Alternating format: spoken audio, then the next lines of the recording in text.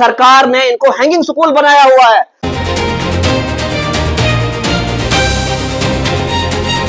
बताइएगा क्या मुद्दा मकसद आज आप ये प्रेस कॉन्फ्रेंस करने का? देखिए, आज की प्रेस कॉन्फ्रेंस जो है वो एनुअल ट्रांसफर ड्राइव पे है।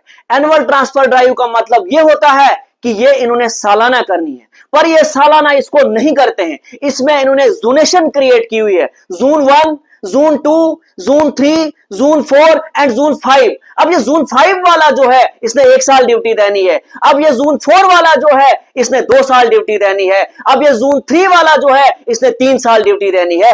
लेकिन इसमें जोनेशन ही गलत हुई है। आप देखिए कि जो हमारा भद्रवाह है, म्यूनिसिपैलिटी है, मिनी कश्मीर कहा जाता है उसको, जनाब वो उन्होंने जोन 3 में रखा हुआ है। आप देखिए कि जो हमारी ठाठरी की म्यूनिसिपैलिटी है जनाब वो भी उन्होंने जोन 3 में रखी हुई है। इसके लिए हमने रिप्रेजेंटेशन दी, हमने मिनिस्टर को बोला, हमने कमिश्नर सेक्रेटरी को बोला, हमने डिप्टी कमिश्नर को इसके लिए रिप्रेजेंटेशन दी। लेकिन जब ये रिप्रेजेंटेशन चीफ एजुकेशन ऑफिसर के पास पहुंची, उन्होंने इस पे काम नहीं किया, क्योंकि जब इसमें जोनेशन ही गलत हुई है। जो हमारे दूर दराज के स्कूल है, जो हमारे एसटी नल्ला है, हमारा बगला है, पीएस अल है, पीएम श्री माछोड़ी है, जनाब इन स्कूलों में स्टाफ की शॉर्टेज है, इनमें स्टाफ ही नहीं है।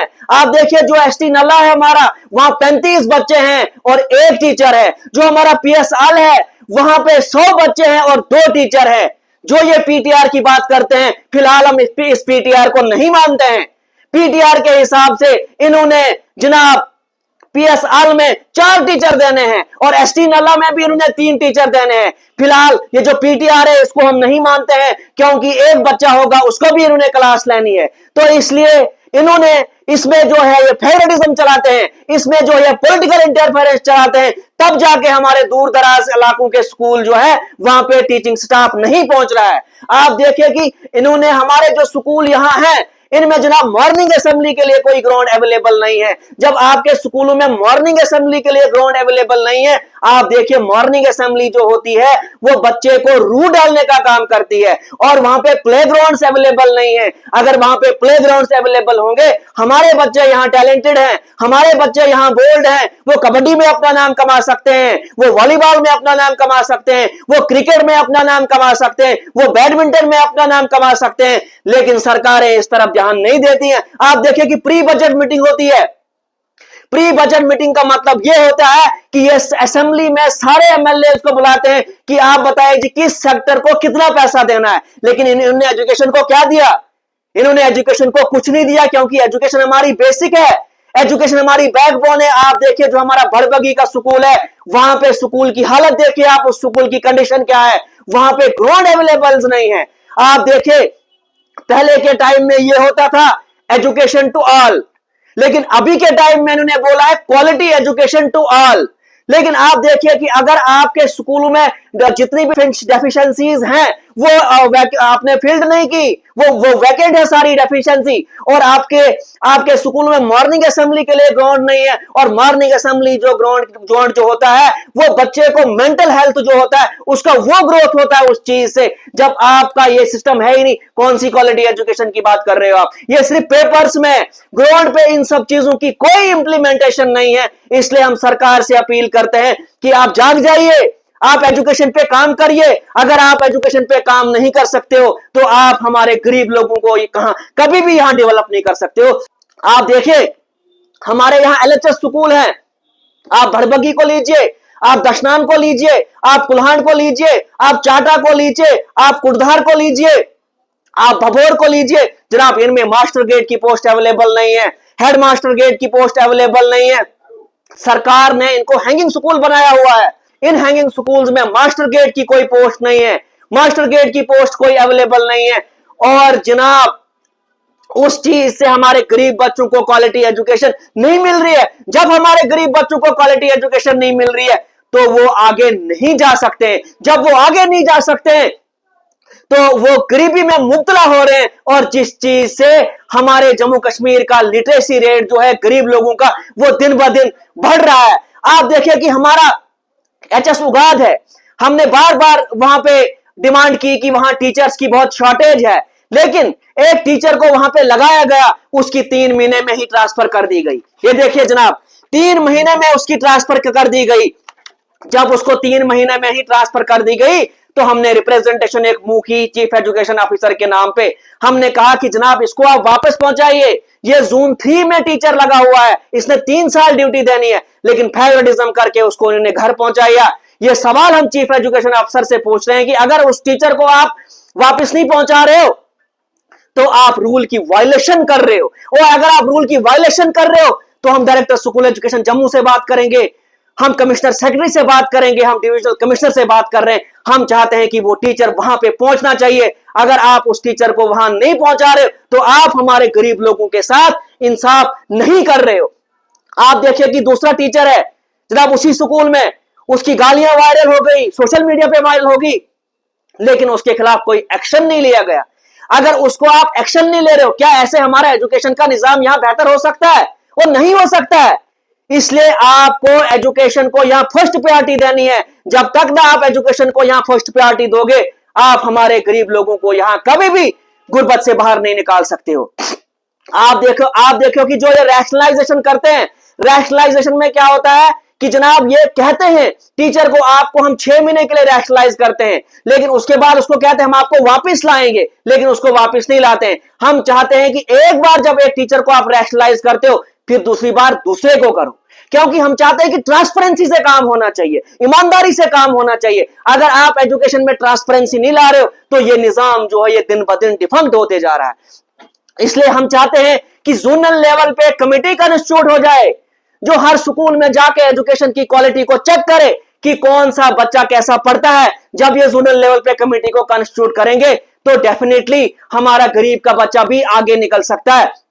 देखिए, हम किसी के खिलाफ नहीं है, हम डिपार्टमेंट के खिलाफ नहीं है, हम टीचर के खिलाफ नहीं है, पर हम ये चाहते हैं कैसे हमारा गरीब का बच्चा डॉक्टर बने, इंजीनियर बने, केस अफसर बने, पायलट बने, लीडर बने।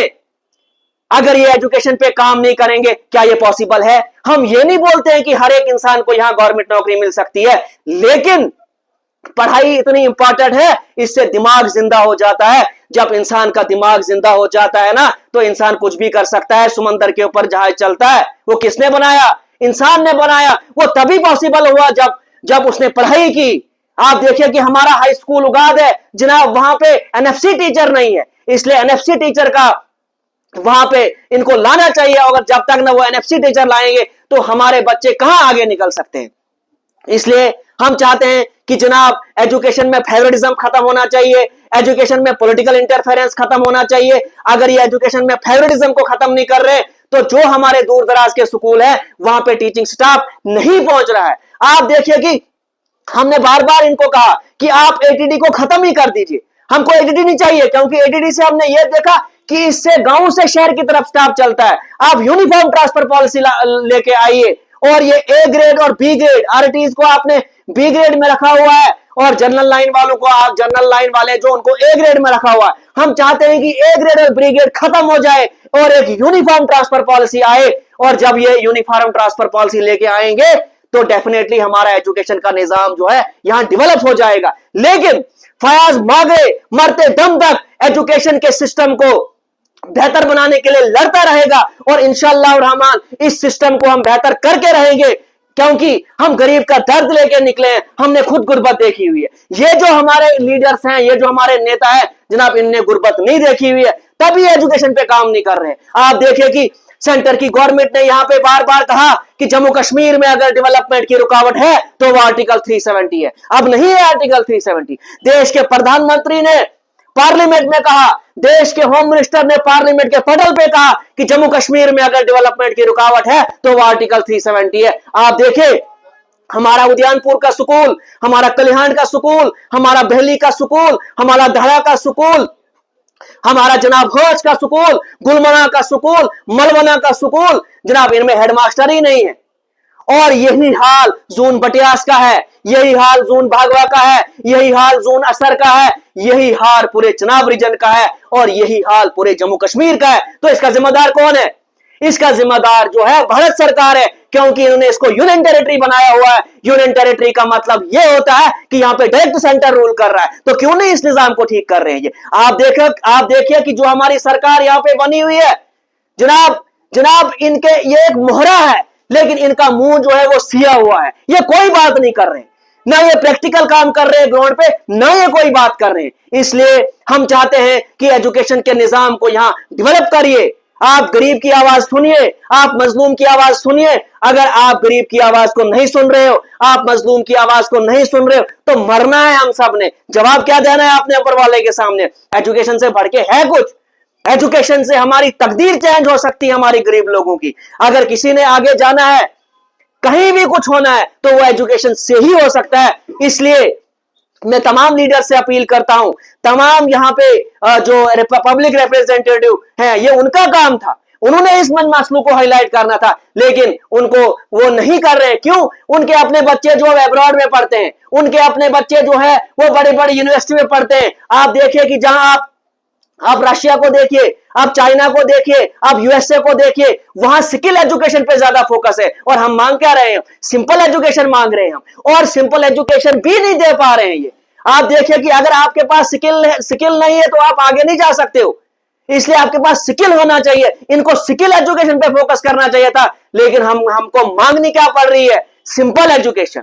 इसलिए सरकारों को, लीडरों को इस पे काम करना चाहिए। अगर ये इस सिस्टम को ठीक नहीं कर रहे तो ये हमारे गरीब लोगों के साथ इंसाफ नहीं कर रहे। Thank you.